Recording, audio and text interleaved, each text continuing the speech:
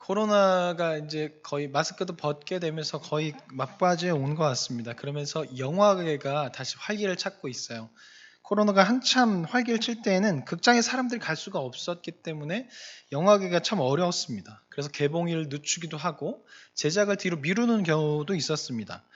이번 3월에 개봉하는 영화 중에 멍뭉이라는 영화가 있더라고요. 개와 함께 다루는 소재 영화인데 그 영화 제작이 2020년 5월부터 제작이 들어갔대요. 그리고 제작을 다 끝냈대요. 근데 코로나가 끝나지 않으니까 그것이 다 지나고 난 후에 이제 올 3월이 되어서야 개봉을 한다라고 합니다.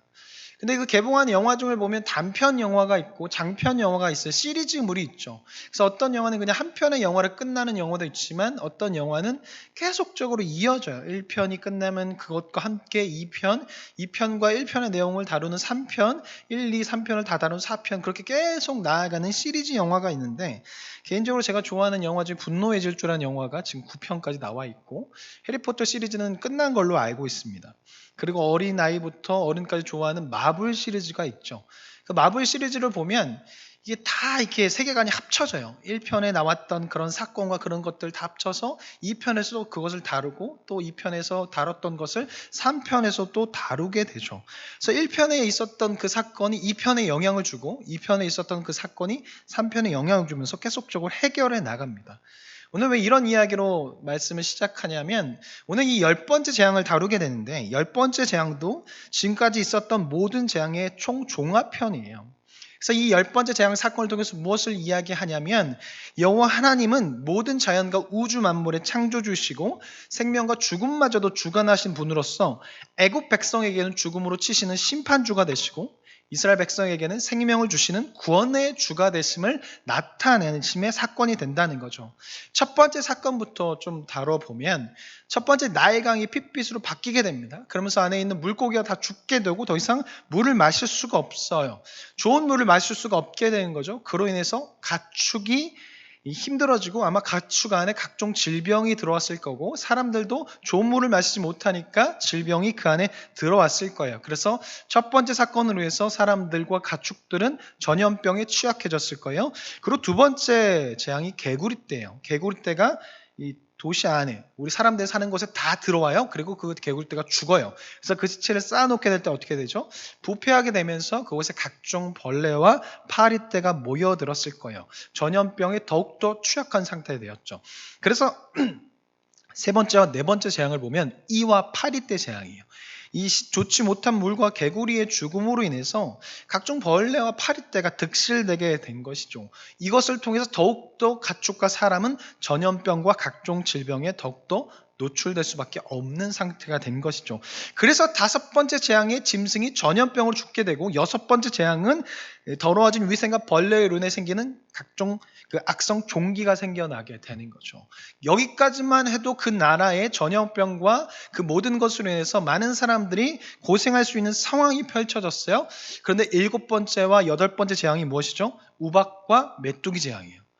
먹을 거라도 잘 먹어야 질병이 잘 낫고 전염병에 걸리지 않는데 먹을 것마저도 사라져 버린 거죠. 여덟 번째 재앙까지 이제 애굽 땅 전체는 질병과 전염병에 완전히 취약한 상태가 되었어요. 그러다 보니까 애굽 전체가 암흑의 상태가 된 것이죠. 그리고 실제적으로 아홉 번째 재앙은 어둠의 재앙이었습니다.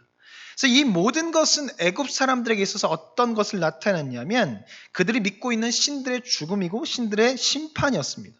그러니까 열 번째 재앙 사건, 10번의 총 재앙 사건은 무엇이냐면 자연을 주관하고 질병을 주관한다고 생각했던 그 애굽 사람들을 믿고 있던 그 신들의 죽음이고 신들의 심판을 받는 거고 그리고 그들을 상대했던 여호와 하나님의 승리라는 거죠. 그래서 온 우주와 생명과 죽음을 주관하신 분이 하나님임을 나타내는 사건이 10번의 재앙 사건이에요.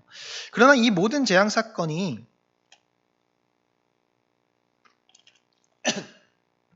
애굽에게 있어서는 두려움의 사건이 되었고 공포의 사건이 되었어요. 왜냐하면 자신들이 믿는 신들이 심판을 당했으니까. 근데 이스라엘 백성에게는 그렇지 않죠. 10번의 재앙 사건이 애굽에게 있어서는 재앙 사건이 되지만, 심판의 사건이 되지만, 이스라엘 백성에게는 심판의 사건이 아니에요. 회복의 사건이에요. 구원의 사건이에요. 왜냐하면 그 10번의 재앙 사건을 통해서 이스라엘이 어떻게 돼요? 애굽에서 탈출하게 되거든요. 10번의 재앙 사건이 끝나고 난 후에 애굽에서 탈출하고 하나님께서 약속하신 가나안 땅으로 가게 돼요. 그렇기 때문에 이 10번의 재앙 사건은 이스라엘에게는 기적의 사건이고 구원의 사건인 것이죠.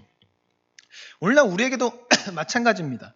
흔히들 사람들이 말하잖아요. 자연재해나 큰 여러 가지 것들이 벌어지면 종말에 가까웠나 보다. 이제 지구는 망할 거야. 이런 여러 가지 이야기를 듣게 돼요. 그런 사람들은 그런 이야기를 듣고 큰 자연재해가 벌어지면 지구가 종말할까 봐 무서움에 빠지고 두려움에 빠지게 됩니다. 근데 믿는 우리는 그렇게 생각해서는 안 되는 거죠. 믿는 사람들은 그날이 심판의 날이 아니라 구원의 날이 되는 거예요. 세상 사람들 말은 종말의 날은 우리 믿는 우리로서는 어떤 날이에요? 예수님께서 다시 오시는 날이에요. 그렇기 때문에 종말의 때는 믿는 우리에게는 심판의 날이 아니고 구원의 날이 되는 거죠. 그렇기 때문에 그런 일들이 벌어질 때마다 우리는 두려움에 빠질 것이 아니라 예수님께서 다시 오심을 기대하는 자들이 되어야 한다는 것이죠.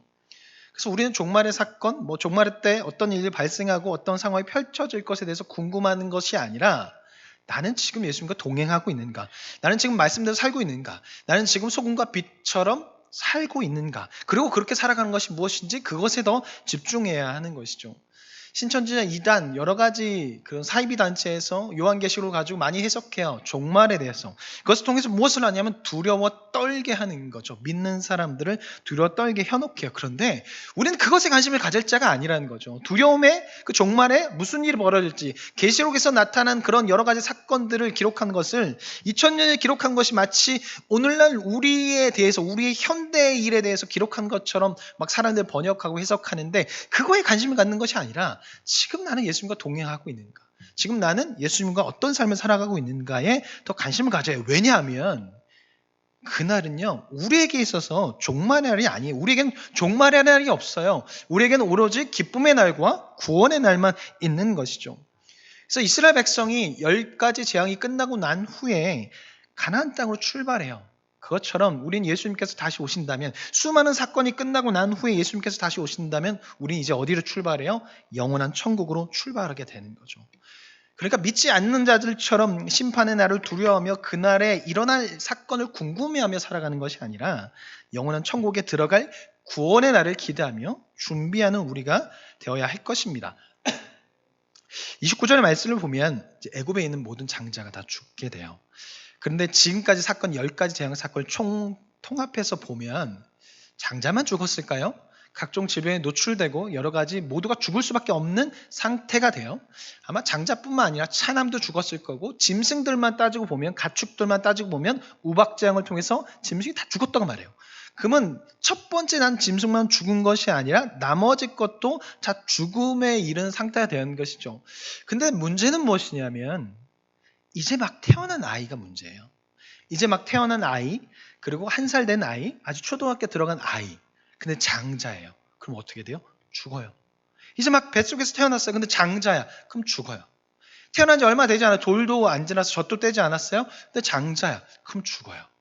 그 아이가 무슨 잘못이 있을까요? 이제 막 태어났어요. 근데 장자라서. 이제 막 태어났고 이제 걸음걸이를 떼었고 초등학교 들어가기 전이에 막 6살, 7살 얼마나 이뻐요? 물론 말은 더럽게 안 듣지만 이쁘잖아요. 근데 그 아이가 죽어요. 장자라서. 애굽에서 태어나서. 죄는 바로가 지었어요. 고집은 바로가 부렸어요. 어른들이 죄를 지었고 어른들이 이스라엘 괴롭혔어요. 근데 왜 어린 아이들이 죽어야 했을까? 이것에 대해서 차준희 교수님은 그 책에서 뭐라고 말하냐면 이런 단어를 사용해요. 공동체의 사회적 책임성이다 라고 이야기했는데 그게 무슨 말이냐면 애굽에 있는 모든 사람들은 이 바로와 같은 상태였다라는 것이죠. 그러니까 애굽 왕 바로는 그가 믿는 신이 있는데 애굽에 살고 있다면 애굽의 전체를 살고 있는 공동체는 똑같은 가치관과 사상과 똑같은 신을 섬기고 있어요. 그렇다 보니까 똑같은 행동을 할 수밖에 없는 거죠. 바로 왕의 행동과 생각은 애굽 백성들의 삶과 똑같은 삶을 살고 있다라는 거죠. 그리고 바로 왕만 이스라엘 괴롭힌 것이 아니라 실제적인 삶에서 애굽 사람의 어른들은 이스라엘 백성을 괴롭혔어요. 채찍질했어요. 그뿐만 아니라 어린아이도 마찬가지라는 거죠. 어린아이가 이제 태어나요. 애굽이라는 공동체 안에서 어린아이가 태어나요. 그들이 무엇을 보고 배우고 무엇을 가르침을 받을까요? 애굽 안에 있었던 바로왕이 배웠던 애굽 백성들이 배웠던 가치관, 사상, 신념들 그리고 종교를 배웠을 거예요. 그들이 조금씩 자라면 어떻게 돼요? 바로왕과 똑같은 생각을 가져요. 이스라엘 괴롭혔던 어른들과 똑같은 생각을 가져요. 이스라엘 400년 넘게 430년 넘게 애굽 땅에서 살았어요. 지금 괴롭히고 있는 사람들이 처음부터 어른이었을까요? 그렇지 않아요. 그 사람들 어렸어요. 갓 태어났을까요? 그러다가 어떻게 해요? 애굽 안에서 애굽 사람들 안에서 공동체로서 훈련 똑같은 사상과 가치관을 교육받았어요. 그러다 보니까 이스라엘 백성을 괴롭힌 것이죠. 그렇기 때문에 애굽 땅 안에 살고 있는 어느 누구라도 어린아이가 태어나더라도 어린아이가 자라면서 똑같은 생각을 갖게 된 거라는 거죠. 혹여나 변종이 나올 수 있어요. 이스라엘 하나님은 섬겨야 합니다. 이스라엘 보호해야 합니다. 라는 변종이 나올 수 있어요. 하지만 묵인될 거예요. 변종이라고 묵인당할 거예요. 그렇기 때문에 애굽 안에서 애굽 사람으로 태어난 모든 사람들은 애굽 어른들과 똑같은 자가 되는 거죠. 애굽 안에서 애굽 사람으로 태어나는 자들은 애나 어른이나 다 똑같은 자가 되는 거예요. 그래서 그들은 공동체로서 사회적 책임을 지며 죽임을 당할 수밖에 없었던 거죠.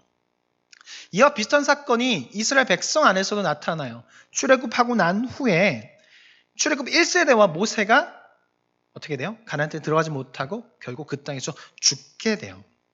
모세는 이스라엘 백성을 가나안 땅으로 인도한 사람이에요. 그런데 출애굽 1세대와 함께 들어가지 못하죠. 출애굽 1세대는 이름은 이스라엘 백성이에요. 그런데 그의 삶과 그의 가치관과 사상과 신념과 모든 것들은 그냥 애굽 사람인 거죠. 애굽에서 400년 넘게 살았던 이스라엘 민족이기 때문에 그들은 그냥 애굽 사람인 거예요. 그러다 보니까 하나님과 계속 부딪히는 거예요. 계속 모세가 부딪히고 그 하나님의 말에 불순종할 수밖에 없는 거예요. 왜냐하면 광야로 나왔지만 이스라엘 백성의 이름으로 나왔지만 하나님 백성의 이름으로 나왔지만 여전히 따르는 것은 애굽에서의 그 가치관과 사상과 애굽에서 섬겼던 신들을 따르는 거죠.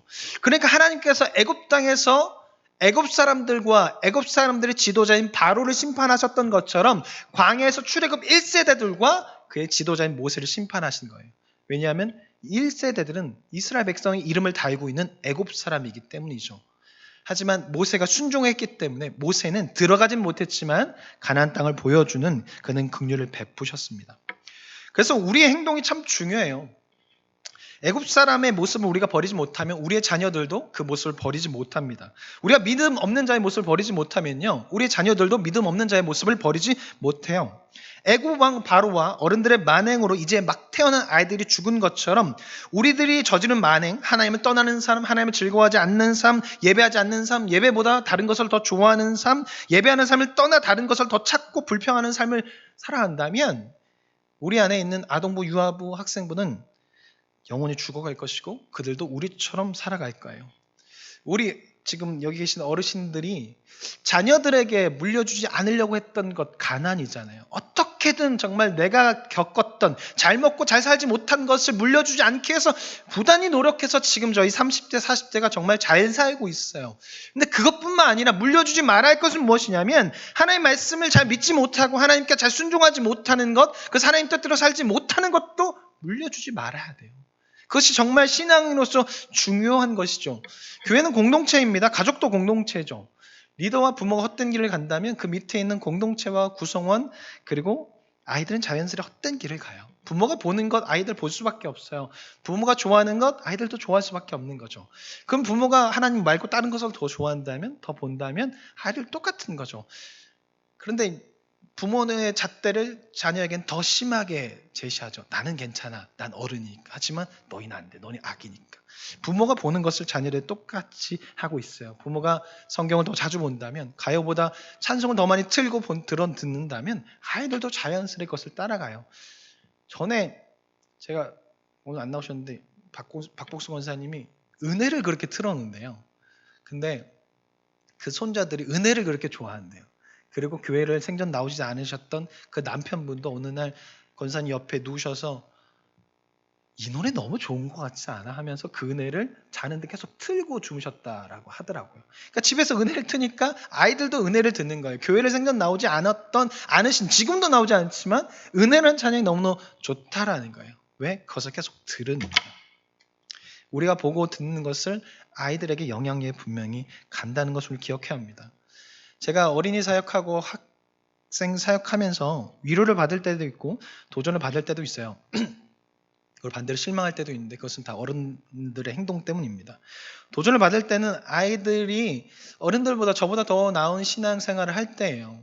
제가 전에도 말씀드렸지만 교회 와서 사역하는데 어려울 때 한 친구가 큐티 학교를 하는데 학교를 가기 20분 전에 일어나서 큐티를 하고 출발한다는 말을 듣고 참 많은 도전과 위로를 받았어요. 제가 얘기했거든요. 큐티 학교 할 때 웬만하면 아침에 하는 게 더 좋다. 그랬더니 그 친구가 학교 가기 20분 전에 일어나는 거예요.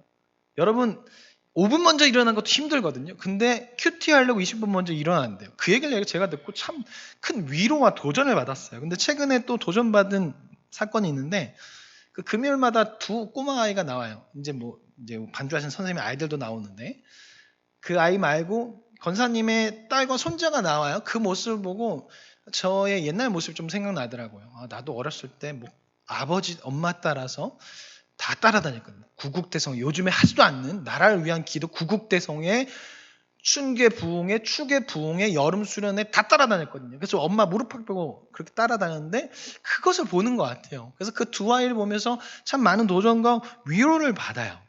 근데 최근에 정말 마음이 안타깝고 실망한 사건이 하나 있었어요. 그게 뭐냐면 학생부 수련회 첫 번째 예배예요. 첫 번째 예배가 이제 드려지는데 제 담당은 아니에요. 근데 너무나 마음이 아프고 전도사님 이야기를 듣고 참 뭔가 괜히 제가 마음이 아프더라고요. 그러니까 전도사님이 이제 막 해서 첫 번째 사역이잖아요. 전도사님이 6시에 예배가 시작된다고 분명히 얘기했고 부모님을 일일이 만났어요. 그냥 통신문을 아이 손에 쥐어준 게 아니라 제가 봤을 때 일일이 다 만나서 통신문을 드렸어요. 아마 연락도 다 했을 거예요. 그래서 예배가 6시 시작한다는 것을 다 알고 있었을 거예요. 근데 6시 15분에 전도사님이 올라왔어요. 첫 예배라서 이렇게 짧게 끝냈나? 그래도 너무 짧은 거 아니야? 그래서 제가 물어봤어요.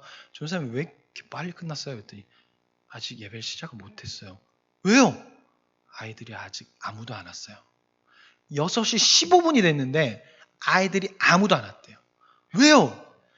어떤 아이는 학원 간다고 갔고요. 어떤 아이는 갑자기 학원에 긴급 그 수업이 생겨서 갔고요. 어떤 아이는 학원 때문에 10시 넘어서 온대요. 다 학원 때문이래요. 6시에 시작된다 분명히 공지를 몇 주 전부터 그렇게 이야기를 했는데 6시가 됐는데 아무도 안 왔어요. 다 학원 때문에. 얼마나 실망스러울까요? 그 전도사님이 제가 옆에서 이제 자주 보니까 금식을 했어요. 계속 한 40일인가 금식을 해요. 아침 금식. 제가 커피 먹자고도 안 먹고 금식이고 점심 먹자고도 금식을 안 먹겠대요. 그리고 굉장히 열심히 준비하고 막 편지 써달라고 하고 되게 열심히 준비했는데 6시가 됐는데 아무도 안 왔어요. 여러분 생각해 보세요. 만약에 여러분이 딸이나 아들이 장가 간다고 생각해 보세요. 그 잔치를 벌이는데 그 저녁 6시에 사람을 초대했어요. 지인들 초대했어요. 가족들 초대했어요. 친척들 초대했어요. 음식을 많이 준비했어요. 근데 6시가 됐는데 아무도 안 와요. 가족도 안 와. 친척도 안 와. 얼마나 속상하고 얼마나 창피하고 얼마나 마음이 그렇겠어요. 지금 그런 상황인 거죠. 더욱더 속상한 것은 무엇이냐면 그 학생들 부모님들 중에 한 명 빼고 다 우리 교회 출신이고 우리 교회 지금 다니고 계세요. 근데 그렇다라는 거죠. 그러니까 더 마음이 아픈 거예요. 여기서 수련을 다 겪었고 여기서 다 자랐는데 본인들은 그렇게 신앙생활 안 했으면서 본인들은 수련에 은혜 받았으면서 왜 아이들에게는 수련회 학원 때문에 안 보내주는가? 물론 여러 가지 이유가 있겠죠. 근데 너무나 가슴이 아픈 거예요. 아이들이 그걸 보고 어떤 생각을 가질까요? 예수님보다 학원이 더 중요한 건가? 수련회보다 학원이 더 중요한 건가? 라고 생각하지 않을까요? 어떤 신약학자가 이런 이야기를 했어요. 왜 도시에는 시대가 발달하면서 귀신 들린 자가 사라질까? 왜 예전에는 귀신 들린 자가 많고 저 못 사는 시골에 가면 못 사는 나라에 가면 귀신 들린 자가 많은데 왜 도시로 갈수록 잘 사는 나라로 갈수록 귀신 들린 자가 없을까? 그 이유에 대해서 뭐라고 말하냐면 이미 그 도시가 귀신화가 되었기 때문이래요. 이미 그 도시 전체가 사단이 점령하고 있기 때문에 아무것도 하지 않아도 그냥 귀신을 쫓아 살아간다는 거죠. 그냥 사단을 쫓아 살아간다는 거죠. 그냥 가만히 둬도 이미 그 도시 자체가 점령이 된 거예요. 그래서 아무것도 하지 않아도 자기들끼리 그냥 하나님과 멀어지고 하나님보다 다른 것을 더 좋아하며 살아간다는 거죠. 그런 세상이다 보니까 귀신이 활동을 안 하고 귀신이 들어갈 필요가 없다라는 거죠.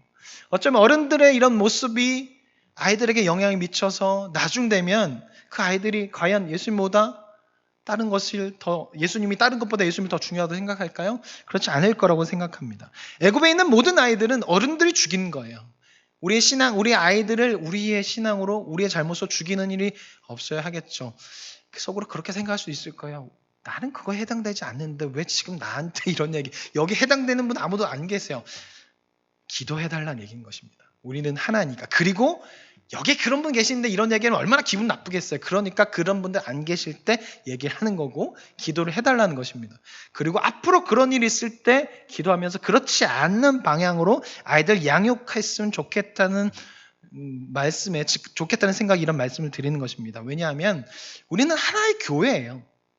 교회는 하나이죠. 예수 그리스도를 머리로 하는 공동체, 아이부터 노년의 일까지 다 하나예요. 그렇기 때문에 우리 모두가 하나의 교회로서 아이들도 다 똑같은 예수 그리스도를 머리로 한 교회로서 성장을 시켜야 하는 것이죠.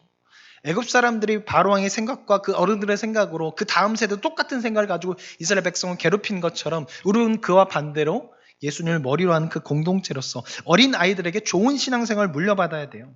잘못된 신앙과 잘못된 행동을 물려주는 것이 아니라 애굽 사람들처럼 심판받을 만한 신앙을 물려주는 것이 아니라 심판받지 않을 신앙을 물려줘야 돼요. 재산도 물려줘야 돼요. 지식도 물려줘야 돼요.